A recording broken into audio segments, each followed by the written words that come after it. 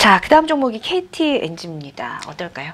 네. KTNG는 이제 뭐 많이들 아시는 이제 담배 회사고요. 사실 최근까지는 관련형 담배, 그러니까 일반 담배가 뭐 정부의 금연 정책이라든지 이런 부분 때문에 지속적으로 좀 감소 추세에 있었는데, 사실 최근에 뭐 좀 중요했던 부분은 전자담배가 지속적으로 출시가 되고 있다는 점이 좀 긍정적이라 보여지고요.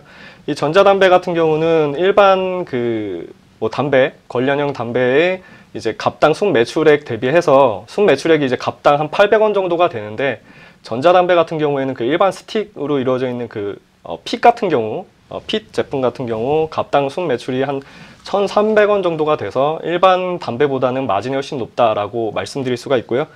그리고 사실 지난해 경쟁사 같은 경우에 전자담배, 그러니까 필립 모리스가 이제 아이코스를 출시를 하면서 좀 점유율이 많이 하락했었고, 사실 우리나라 점유율이 가장 높은 전자담배 중에 하나가 아이코스이기 때문에 좀 어려운 부분도 있었고요. 그리고 올해 상반기 같은 경우에는 중동 지역에서 좀 수출이 좀 부진하다 보니까 이제 주가가 좀 조정을 받았었는데, 사실 중동 같은 경우에는 올해 1분기에 이제 유통 대리상과의 이제 단가 협상이 좀 지연이 되다 보니까, 그리고 이제 환율도 좀 많이 올랐습니다. 신흥국들 같은 경우 환율도 좀 오르다 보니까 그런 부분들 때문에 좀 이제 주문이 많이 위축이 됐었는데, 최근 같은 경우에는 이제 어쨌든 뭐 주문이 위축되고 그 안에 재고가 계속적으로 소진이 되다 보면 다시 수출은 재개될 수밖에 없고, 실제 11월 달에 중동향 담배 수출이 재개가 되고 있어서 앞으로 그 부분은 뭐 좋아질 거로 예상이 되고요. 그리고 뭐 국내 전자담배 같은 경우에는 뭐 릴 플러스, 릴 미니, 릴 하이브리드라는 이제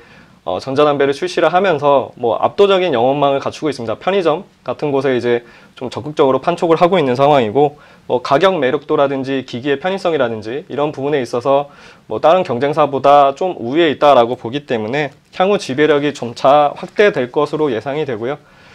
그리고 아무래도 이제 좀 중요했던 부분은 연말이고 배당이라고 하는 부분이 사실 가장 중요한데, 이 KTNG 같은 경우에는 2016년부터 배당을 지속적으로 늘려왔습니다. 그래서 2017년에는 배당이 한 4,000원 정도, 주당 4,000원 정도가 돼서 지금 주가가 이제 한 10만 원이고, 뭐 올해 전년도와 비슷한 배당 정책을 뭐 시행한다라고 했을 때 수익률이 한 4% 정도가 되는 거기 때문에 앞으로 그에 따른 배당주로서의 매력 때문에 수급은 더욱더 몰릴 수 있다라고 생각이 되고요. 그리고 차트를 한번 보시면 사실 기술적으로 봤을 때는 전고점 부근이기 때문에 뭐 차트로 매매하시는 분들 같은 경우에는 11만 원대에서 매도를 많이 생각을 하고 계실 텐데, 사실 지금의 수급적인 부분, 뭐 기관이나 외인이 들어오는 부분, 아니면 앞으로 업황이 개선되는 부분을 봤을 때 사실 전고점은 뭐 금방 돌파할 수 있을 거다라고 생각이 되고, 뭐 이 부분에 있어서 좀 걸리시면 이제 11만 원을 돌파했을 때 들어가시는 것도 좋은 방법이라고 생각이 됩니다.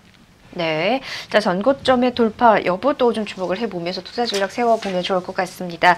자, 관련형 전자담배 시장 지배력이 확대되면서도 일반 담배보다 마진율이 높은 이 전자담배로 인해서 앞으로의 실적도 좋아질 것이라는 긍정적인 기대감입니다.